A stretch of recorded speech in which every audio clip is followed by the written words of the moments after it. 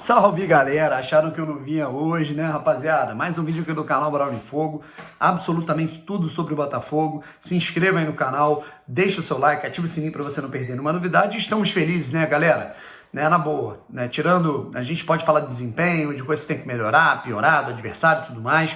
A real é que são 6 jogos, 5 vitórias e uma derrota, certo? Uma derrota que foi bem acidental, né? Vamos colocar assim, certo? E o Botafogo mostrando que está ali, vamos dizer, próximo de um mini objetivo, uma mini meta que foi estipulada até pela torcida, de pelo menos fazer o time terminar com mais de 30 pontos fechando esse primeiro turno de Campeonato Brasileiro. Vamos falar um pouquinho do jogo, vamos falar um pouquinho de outras novidades, tá certo?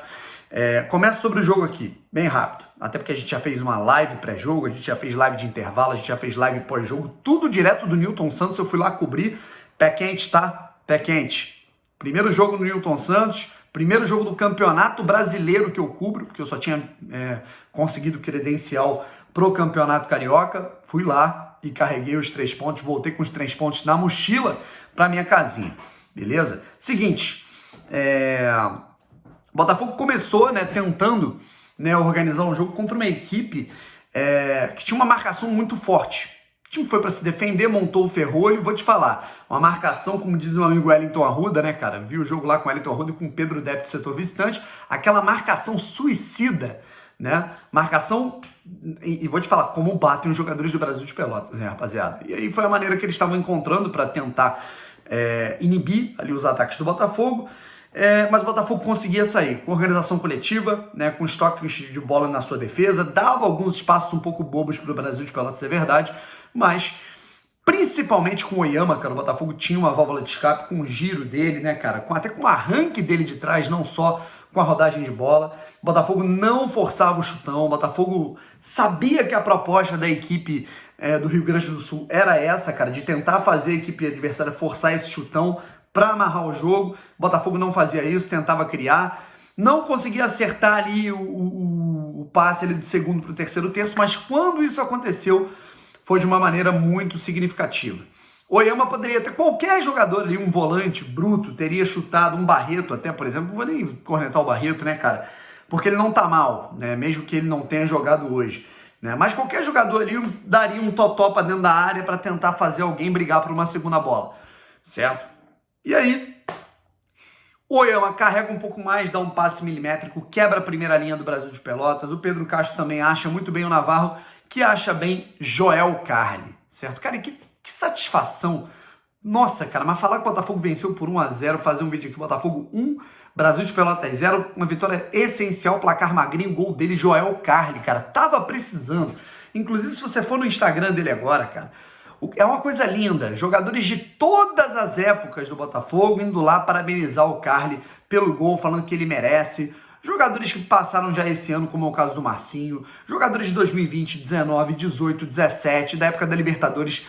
Cara, mas é muita gente, né, parabenizando o Joel Carli pelo que ele fez, né, pela partida consistente que ele fez lá atrás e pelo gol da vitória. Eu acho que qualquer um teria voltado ali, ele preferiu ficar porque ele viu que a bola ia voltar. E voltou, de fato, com um belo passo do Navarro, né? Uma bela... E o Oyama, né? Enfim. Fomos ali para a situação do desenrolar da partida. O Botafogo melhorou em campo. Porém, né? Cometeu uma falta boba no fim do primeiro tempo, que o Renatinho fez o favor de chutar ali para fora. Aí a gente vai pro intervalo, né, rapaz? Para o segundo tempo.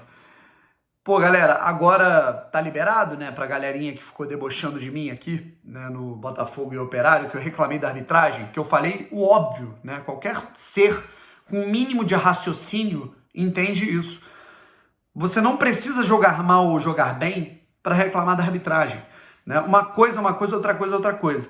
Eu fiz 10 minutos aqui reclamando do desempenho do time no jogo e depois eu descasquei a arbitragem no jogo contra o Operário. Assim como eu tô falando aqui dos pontos positivos e negativos do jogo entre o Botafogo e o Brasil de Pelotas, e tô falando aqui que a arbitragem tentou operar o Botafogo mais uma vez. Pênalti no Pedro Castro, não marcado. Teve um outro lance ali duvidoso de pênalti, não marcado. Lance da bola na mão, o jogador simplesmente deu uma cortada de vôlei dentro da área, não marcado, com o árbitro na cara. Diego Gonçalves ia pra cima do goleiro com tudo, o jogador do Brasil agarrou ele, não foi expulso. O jogador do Brasil de Pelotas deu uma cotovelada que abriu o olho do lateral esquerdo Hugo, não foi expulso. O árbitro fez assim, até um sinal, nada. O árbitro do lado, certo? E aí? Né, vocês vão continuar usando expressão que flamenguista usa para diminuir o Botafogo? Né, aqui no nosso perfil, no nosso canal, com a Casa do Botafogo? Na boa, cara, quem comentar desse jeito de novo, eu vou bloquear. Eu já tô avisando. Uma coisa, outra coisa, certo? Botafogo perdeu pro Operário, eu reclamei da arbitragem porque ela foi injusta contra o Botafogo. Botafogo ganhou do Brasil de Pelotas, eu continuo reclamando. Sabe o que é pior? Que eu tava conversando lá com o Wellington. O VAR tá chegando aí contra o Vila Nova. Próximo jogo do Botafogo em casa contra o Vila Nova tem VAR. O que a gente pode esperar? Porque com VAR ou sem VAR, o Botafogo só se fode, né? Tava arriscado os caras verem ali o lance da mão e não darem pênalti, né? Então é uma vergonha. E o ciclo é sempre o mesmo, né, rapaziada? O Botafogo Freeland vai na coletiva, o técnico reclama, o Botafogo manda uma cartinha pra CBF, a comissão de arbitragem pede desculpinha pro Botafogo, dizendo que não vai acontecer de novo, e no jogo seguinte vai acontecer de novo. Botafogo Guarani, a gente vai ser roubado de novo, vai ter pênalti de novo, né? Vai ter lance que o jogador do Guarani deveria ter sido expulso de novo. Vai acontecer, mas não tenha dúvida disso, tá? Continuando na partida, cara, o Botafogo chegou a controlar melhor o jogo, mas quando chegava era bloqueado pela arbitragem, né? Só que em determinado momento começou a dar muito espaço para os jogadores do Brasil, teve uma falta lá boba, os jogadores do Brasil chutaram a bola por cima, o Botafogo assegurou a vitória, isso que importa. E vamos para análise, né, do time, assim, cara, eu sinceramente vi um time muito mais organizado ofensivamente, tem muito a ver também com a fragilidade do adversário, mas o Botafogo concretizou a missão, gente, isso que é importante. Diego Loureiro teve um lance ali, cara, que ele gera aquele calafrio, ele quase cometeu o mesmo erro do jogo contra o Operário. Mas é aquilo, cara, não tem o que fazer. Eu quero conversar aqui sobre o Diego Loureiro com vocês. O Diego, eu não vou ficar cornetando ele, é o nono jogo dele. Ele passou 7 jogos sem falhar, muito bem. No 8º ele falhou. Hoje, ele também não foi seguro. E é natural, porque ele é um 3º/4º goleiro. Se ele fosse o segundo goleiro, se ele fosse o goleiro titular, aí eu estaria reclamando, certo? Mas agora, ele foi bem em 7 jogos, foi mal em 2, certo? Mesmo que não tenha comprometido hoje, né? Então, cara, o que me resta é apoiar o Diego enquanto o Gatito não volta. Daniel Borges, bem no jogo, seguro, só nos cruzamentos que é aquele negócio, né, cara? Não vai contribuir, é o que eu falo. Ele vai contribuir quando o jogo tiver que fazer, quando tiver que fazer o arroz com feijão ali, ele vai contribuir. Mas quando tiver que contar com ele para apoiar, para ir no fundo, para cruzar, tacar espaço, não vai dar, ele não tem essa característica. Canu, bem no jogo, só em alguns momentos ali que eu acho que ele, dá umas bobeadas ali por excesso de confiança. E o Joel Carli, né, cara, que maravilha a gente estar aqui falando que o gol da vitória foi dele, cara, é maravilhoso, cara. Para quem adora o Carli, como é o meu caso, né, eu tenho uma camisa com o nome do Carli, é uma coisa maravilhosa. Na lateral esquerda, o Hugo não foi bem, certo? Principalmente na minha opinião, né, no segundo tempo.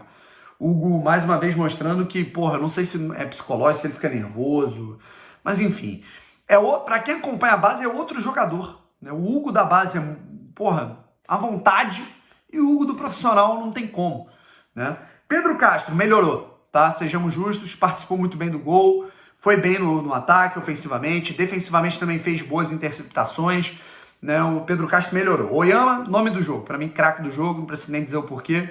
Chay, não concordo com quem está falando que ele foi mal. Eu acho que tivemos 2 lances capitais em que ele não foi legal. Uma que ele não deu uma bola no Varley, e o outro que foi um contra-ataque muito significativo para o Botafogo, que ele deu uma bola errada para o Diego Gonçalves. De resto, muito voluntarioso, bem no jogo, coração da equipe, Chay tá de parabéns. Diego Gonçalves, para mim, foi bem, tá? Na medida do possível, e o Marco Antônio muito mal, tá? Na frente, o Navarro. Navarro, para mim, hoje foi o resumo da ópera dele. Dá mole em alguns lances, perde gols que não poderia perder. 9º jogo sem marcar gol, mas deu assistência. É o líder isolado de assistências do Botafogo na temporada. São 7, né? E deu mais uma de garçom aí agora pro Carli. Dos jogadores que entraram, cara, Friso e Enio não dá para ter um parâmetro, porque eles entraram muito no fim, né? Na verdade, Friso e Gilvan, perdão, entrou no lugar do Carli o Gilvan. Rafael Moura, tá? Eu acho que, mais uma vez, a gente está precisando ver o Rafael Moura jogar, né, do segundo tempo, sabe? Do primeiro tempo. A gente está precisando ver o Rafael Moura titular para ter algum parâmetro, porque ele só entra na fogueira, tendo que reter bola, segurar jogo, né, fazer o papel ali de baixar bloco. Então, enfim, O Varley, para mim, entrou muito mal, tá? Muito mal. O Enio também não conseguiu, acho que também não era jogo para ele. E aí, foi isso que a gente teve, né, em toda a partida dos jogadores que entraram, tá certo? Aí agora a gente faz o seguinte, o Botafogo tem 28 pontos, e aí sobre a tabela, sobre projeção, próximo jogo Guarani, a gente conversa mais tarde. Eu tenho duas situações aqui para falar com vocês, que o lateral, na verdade, perdão, ponta, chamado MV, Marcos Vinícius, jogador do Volta Redonda, teria sido oferecido ao Botafogo depois de até ser consultado, né, para o Vasco. Eu tenho até que entender exatamente como é que são os números do jogador, entender se realmente tem a ver com uma sondagem de um atleta do Volta Redonda, que, aliás, um atleta do Volta Redonda tinha sido oferecido há alguns meses para o Botafogo, mas eu não tive o nome revelado. Talvez seja o mesmo e o cara está insistindo, e aí o Botafogo pode tentar buscar essa situação, certo? Eu posso até averiguar, mas a situação de momento é que o Botafogo teria recebido o contato de um representante do MV, jogador ponta, atacante da equipe do Volta Redonda, certo? E aí tem a situação do Navarro. Mais uma vez a gente vê essa novela perdurando. Rafael Navarro já era para ter renovado há muito tempo, desde o ano passado, parece que ele está pedindo mais alto, e aí renova, não renova, renova, não renova, e nessa a gente tem aí, o pessoal até do Fogonete replicou, né, possibilidade de transferências internacionais. Transferências não, né? Porque se ele não renovar o contrato, ele vai embora de graça, certo? Eu não vou aqui ficar fazendo alarde, né? Porque eu espero a notícia se concretizar, se confirmar. Mas na boa, né, rapaziada? Não existe isso, não tem como perder o Rafael Navarro de graça, né? E o Rafael Navarro também, né? Porra, vamos colaborar com a situação financeira do clube, que a gente sabe que não dá pra pedir um salário astronômico. Bom, gente, então é isso. Falei sobre o jogo, essas duas notícias de maneira pontuais, né? E aí depois a gente vai fazer mais, né, conteúdo sobre projeção de tabela, sobre o jogo contra o Guarani, mais situações do jogo contra o Brasil de Pelotas, arbitragem, quero falar mais também. E é isso. Gente, beijo no coração de todos. Fui!